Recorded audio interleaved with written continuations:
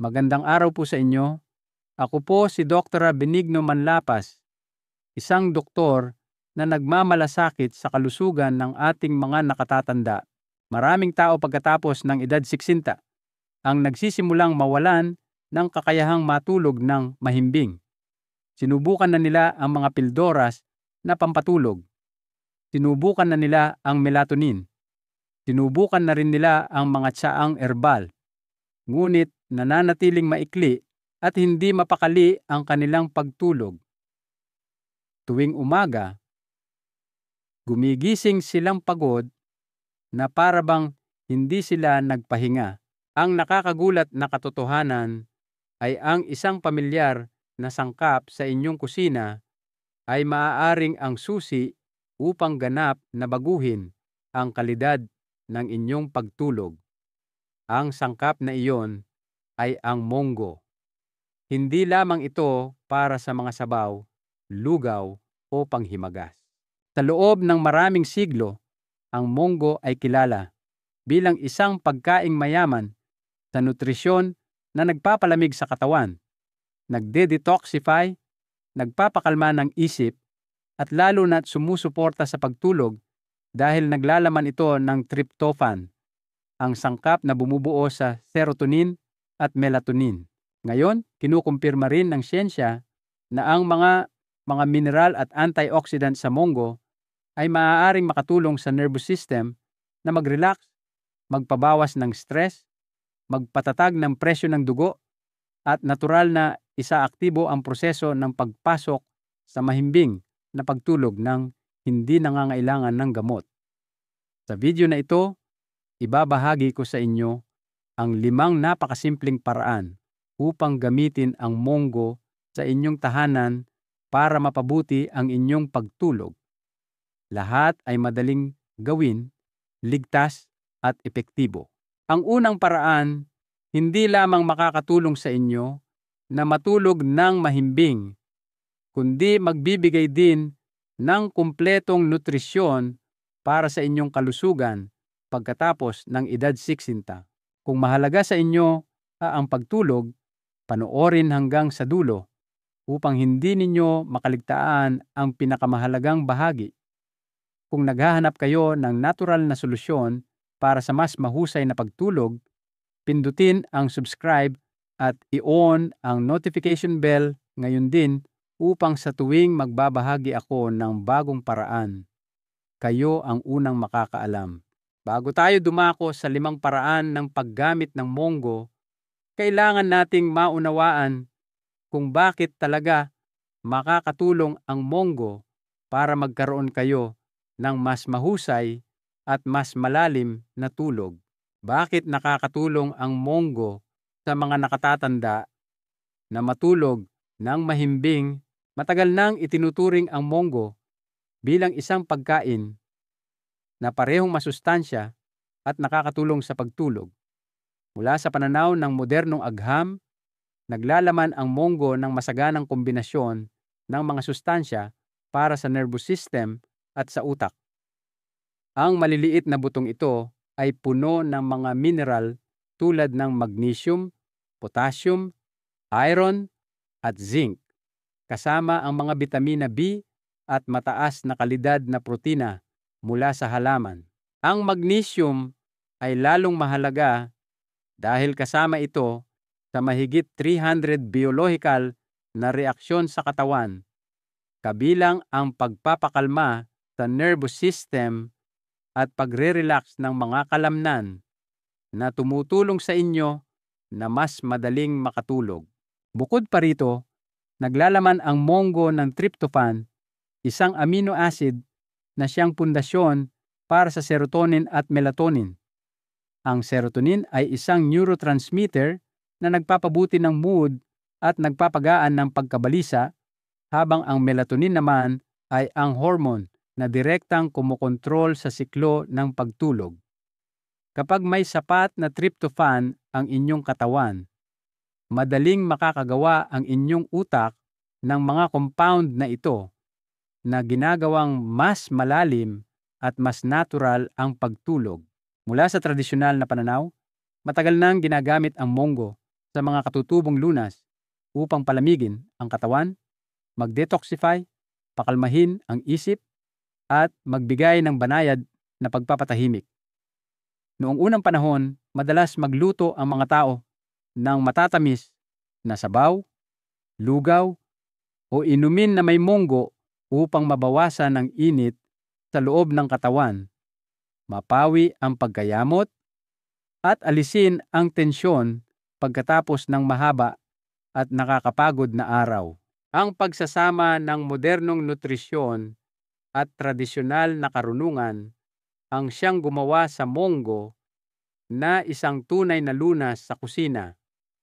Madali itong ihanda, ligtas, at lalong mahalaga para sa mga nakatatanda na nakikipaglaban sa matagalang insomnia.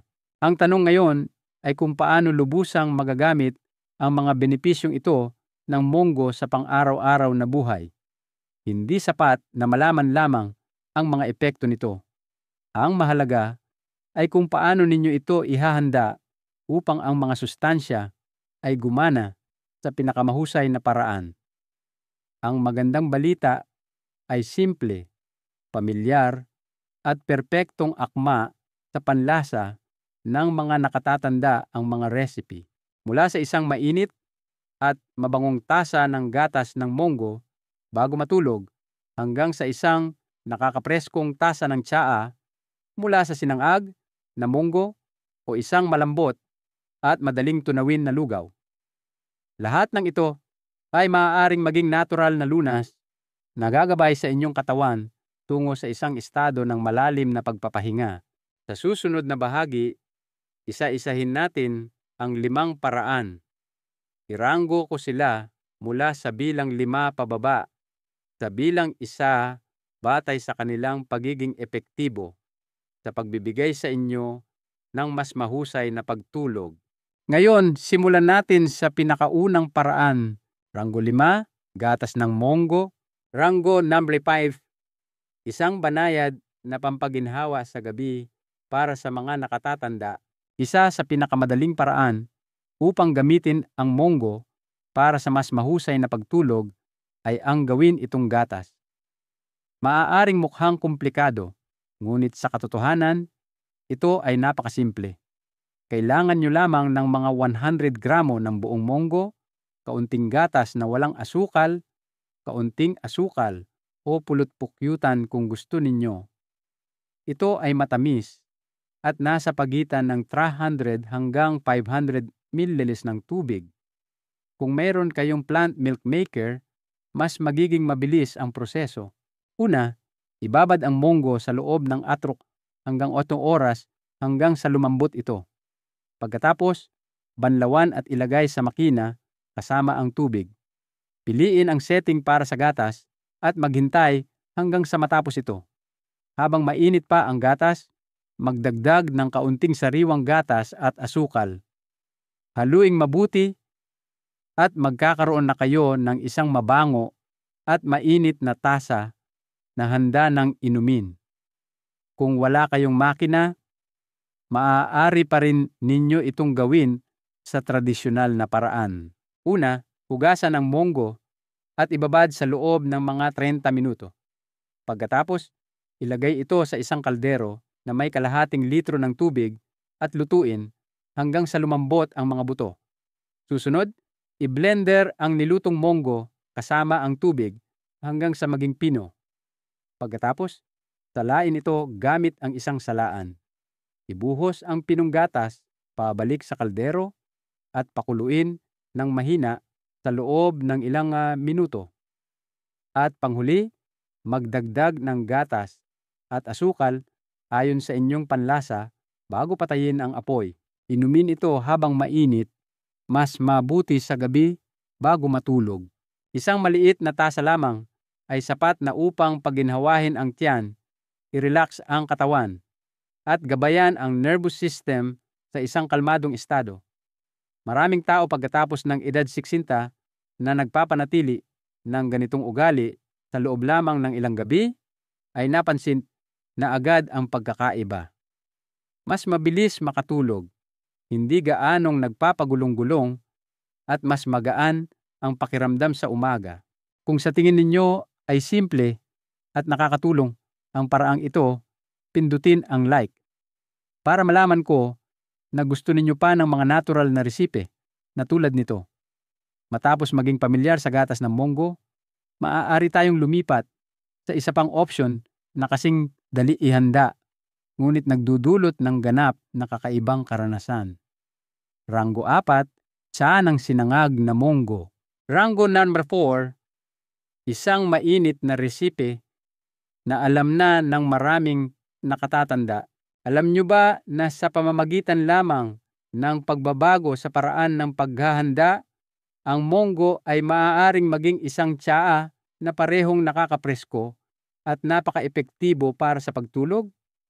At ang espesyal na bagay ay madali itong magawa ng mga nakatatanda sa bahay ng walang anumang komplikadong kagamitan. Magsimula sa mga 300 gramo ng buong munggo at 2 litro ng tubig. Mukhang marami, ngunit sapat lamang ito para makagawa ng tsaa para sa buong araw. Hugasan mabuti ang mga buto at hayaang matuyo. Pagkatapos, ilagay ito sa isang kawali at sangagin sa katamtamang init. Ito ang pinakamahalagang hakbang. Patuloy na haluin hanggang sa maging bahagyang ginintuan ang mga buto at maglabas ng banayad na aroma. Pagkatapos, ay patayin agad ang apoy. Kung masyado ninyo itong sinangag, masusunog ito at mawawala ang mga benepisyo nito. Susunod, ilagay ang sinangag na munggo sa isang kaldero na may 12 litro ng tubig. Pakuluin, pagkatapos ay hinaan ang apoy at hayaang kumulo hanggang sa bumuka ang mga buto. Ang tubig ay magiging kulay, ginintuan, malinaw at madaling inumin. Huwag laktawan ang hakbang na ito dahil ang pagsasangag na sinamahan ng pagpapakulo ang siyang naglalabas ng mga natural na compound na nagpapakalma sa nervous system at tumutulong sa katawan na mag-relax. Kapag handa na ang tsaa, ibuhos ito sa isang tasa at inumin habang mainit. Maaari kayong magdagdag ng kaunting asukal kung mas gusto ninyo ang matamis o isang kurot ng asin upang mapalabas ang lasa. Ang isang tasa ng tsaa ng sinangag na munggo sa gabi ay magiging isang malakas na senyales sa inyong katawan na oras na para magpahinga. Maniwala ba kayo na sa isang dampi lamang ng natural na tamis, ang munggo ay nagiging isang simpleng pampakalmang resipe na ginamit na ng maraming tao pagkatapos ng edad 60 sa loob ng maraming henerasyon? Hindi ito isang komplikadong panghimagas, kundi isang madaling paraan na tumutulong na linisin ang katawan habang dahan-dahang nagsisinya sa nervous system na dumating na ang oras ng pagtulog. Ranggo number 3, isang pampakalmang matamis na solusyon para sa pamamahinga sa gabi. Ranggo 3, munggo na niluto sa asukal na bato. Kakailanganin ninyo ang 100 gramo ng buong munggo, 50 gramo ng asukal na bato, at 1 litro ng tubig. Una, ibabad ang munggo sa loob ng 1 oras upang lumambot at maalis ang mga dumi. Pagkatapos, banlawan muli gamit ang isang salaan upang matiyak na magiging malinaw at nakakapresko ang tubig na paglalagaan. Sunod, ilagay ang lahat ng ibinabad na munggo sa isang kaldero. Magdagdag ng 1 litro ng tubig at pakuluin.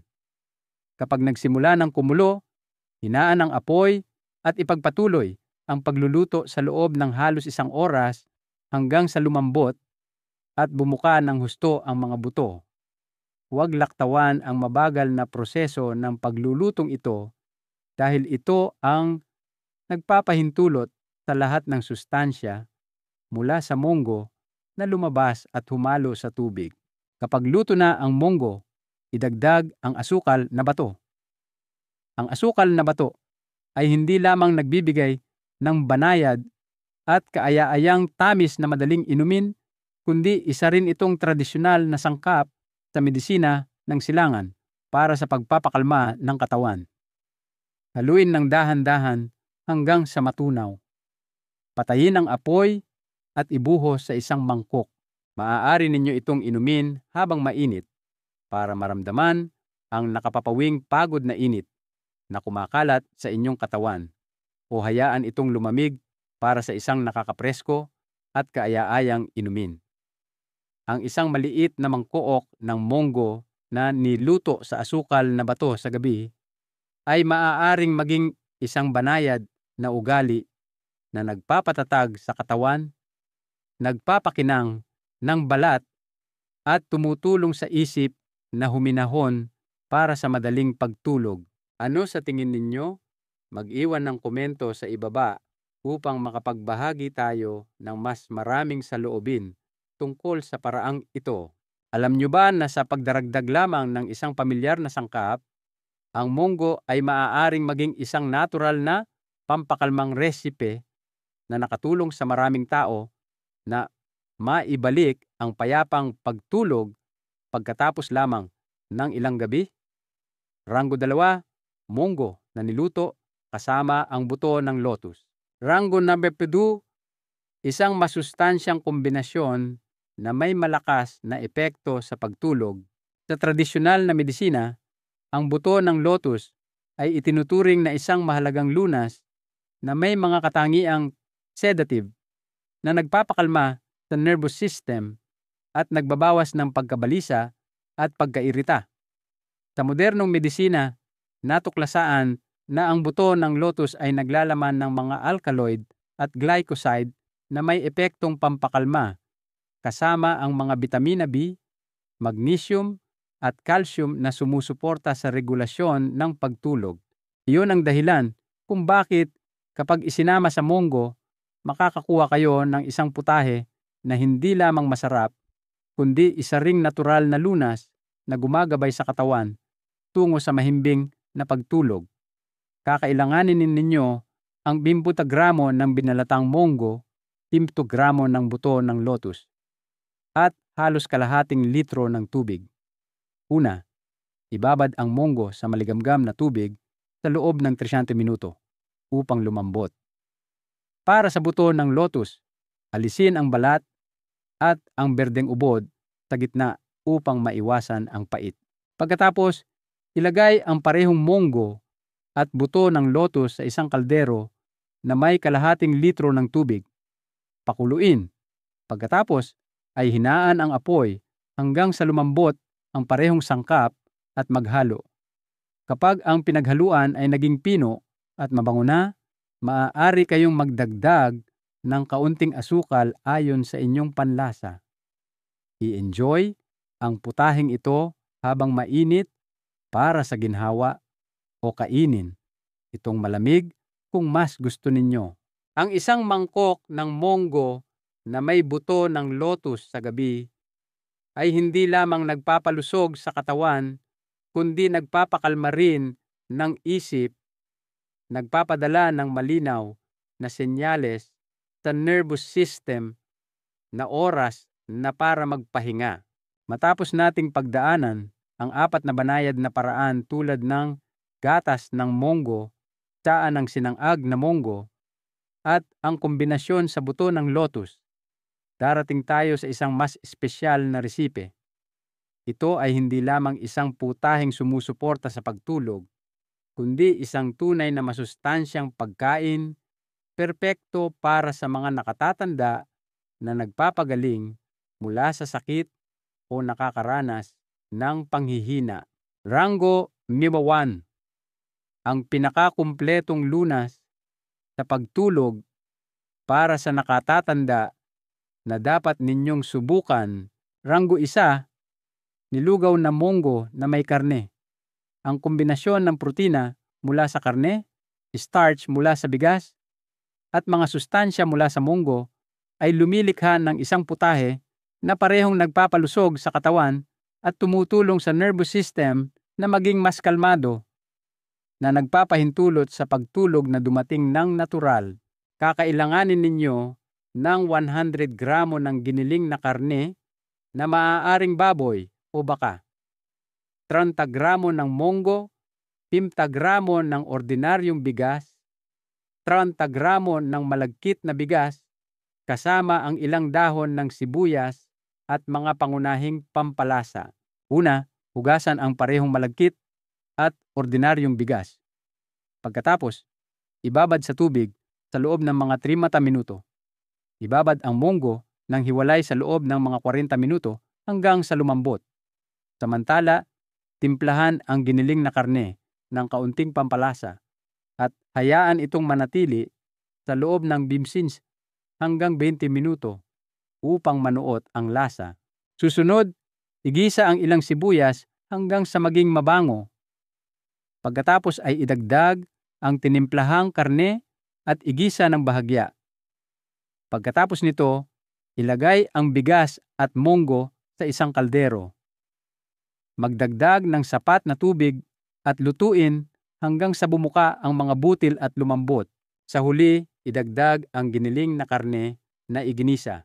Timplahan ayon sa panlasa at patayin ang apoy. Pudburan ng dahon ng sibuyas o dahon ng sili sa ibabaw kapag ihahain upang magdagdag ng mabangong amoy. Ang isang mainit na mangkok ng nilugaw na munggo na may karne sa gabi ay hindi lamang nagbabalik ng sustansya pagkatapos na ang isang mahabang araw, kundi lumilikha rin ng magaan na kabusugan at init sa tiyan na ginagawang mas madali para sa inyo na makatulog ng mahimbing. Ang resepeng ito ay sulit na itago upang masubukan ninyo bukas ng gabi at maramdaman ang pagkakaiba sa inyong pagtulog.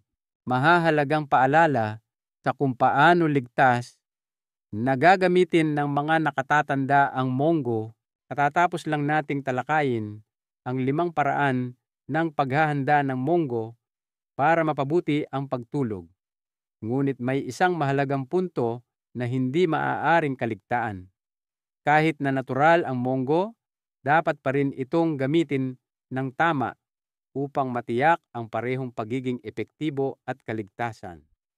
Maraming tao, sa kagustuhang mabilis na mapabuti ang kanilang pagtulog, ay kumonsumo ng sobra at nagkaroon ng kabaligtarang epekto.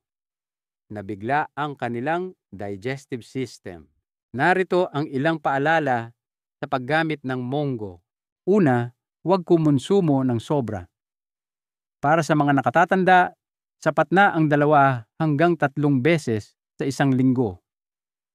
Ang pagkain nito araw-araw o ng masyadong madalas ay maaaring magdulot ng paglaki ng tiyan at hindi pagkatunaw ng pagkain, lalo na sa mga may mahinang panunaw. Pangalawa, iwasan ang pagkain ng munggo nang walang laman ang tiyan. Ang paggawa nito ay maaaring makairita sa tiyan, lumikha ng discomfort o maging sanhi pa ng pamumulikat.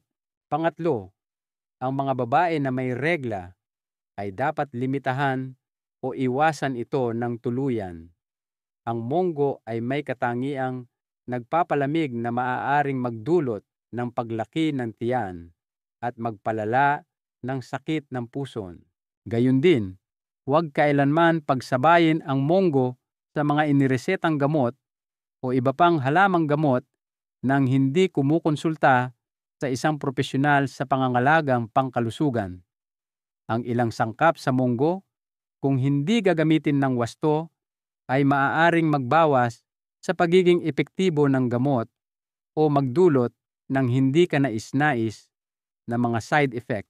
Sa huli, tandaan na ang munggo ay isang bahagi lamang ng isang malusog na pamumuhay.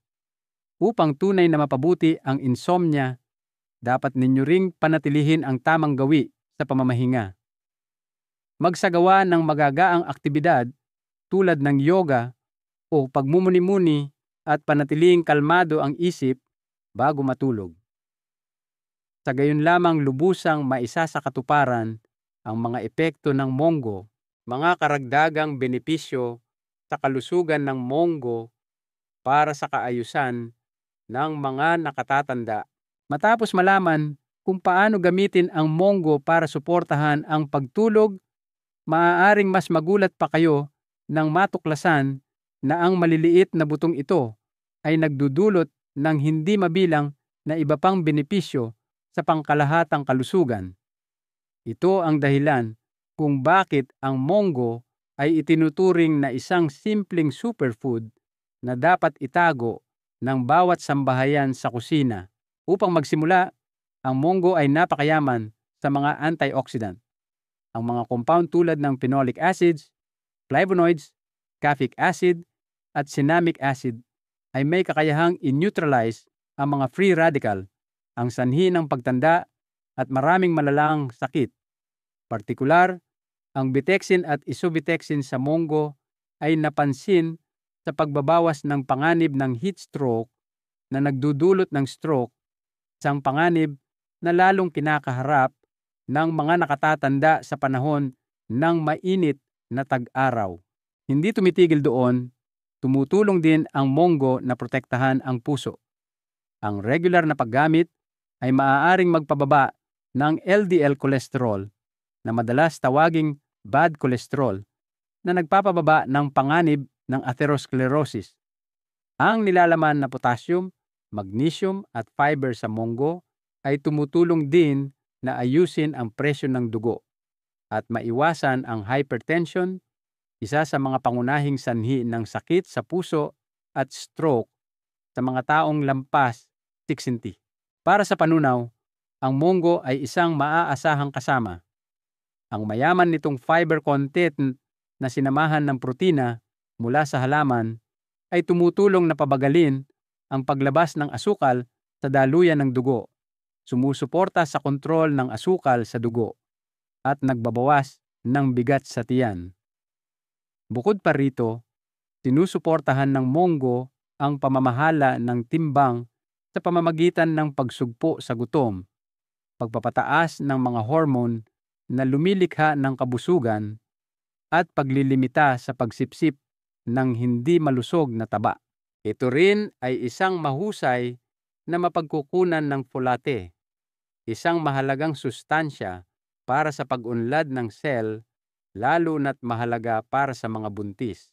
Tulad ng nakikita ninyo, hindi lamang kayo tinutulungan ng Mongo na matulog ng mas mahusay, kundi nag-aambag din ito sa pagbuo ng isang matibay na pundasyon para sa pangkalahatang kalusugan. Kung sa tingin ninyo ay tunay na mahalaga ang mga benepisyong ito, pindutin ang like. Ang Mongo ay hindi mga pildoras na pampatulog, ngunit ito ay isang natural na mapagkukunan ng nutrisyon na tumutulong sa utak at nervous system na makatanggap ng tamang mga senyales para magpahinga. Mula sa isang mainit na tasa ng gatas ng Mongo hanggang sa nakakapreskong sinangag na tsaa, hanggang sa mga putahe na may buto ng lotus o nilugaw na may karne, bawat paraan ay nagbibigay ng banayad, ngunit pangmatagalang suporta para sa pagtulog. Ang kahangahangang bagay ay hindi ninyo kailangang subukan ang lahat. Piliin lamang ang resipe na pinakaangkop sa inyo at panatilihin ito sa loob ng ilang gabi. Mapapansin ninyo na ang inyong katawan ay nagiging mas relax, ang inyong isip ay mas payapa, at ang pagtulog ay dumarating ng natural ng hindi pinipilit. Iyan ang kagandahan ng isang simpleng pamamaraan. Ang mga pamilyar na sangkap mula sa kusina ay maaaring magdulot ng malalaking pagbabago sa kalusugan at espiritu. Kaya huwag mag-atubiling subukan. Magsimula ngayong gabi, subukan ito at bumalik upang ibahagi ang inyong mga resulta upang ang iba ay mahikayat din. Panoorin ang video sa kanan upang matuklasan ang iba pang mga pagkain na tutulong sa inyong matulog ng mahimbing at natural. At kung hindi pa kayo nakasubscribe, siguraduhin gawin ito upang hindi ninyo makaligtaan ang mga simple ngunit mahalagang tip sa kalusugan na idinisenyo lalo na para sa buhay pagkatapos ng edad 60. Ang mahalagang aral na ating mapupulot ay ito: ang lunas sa ating mga karamdaman ay madalas na matatagpuan hindi sa mga mamahaling gamot, kundi sa mga simpleng biyaya ng kalikasan na nasa ating mga kusina. Ang kailangan lang natin ay ang tamang kaalaman at ang kahandaang bumalik sa mga natural na pamamaraan. Inaanyayahan ko po kayong mag-iwan ng komento sa ibaba at ibahagi ang inyong sariling karanasan o mga katanungan tungkol sa Mongo.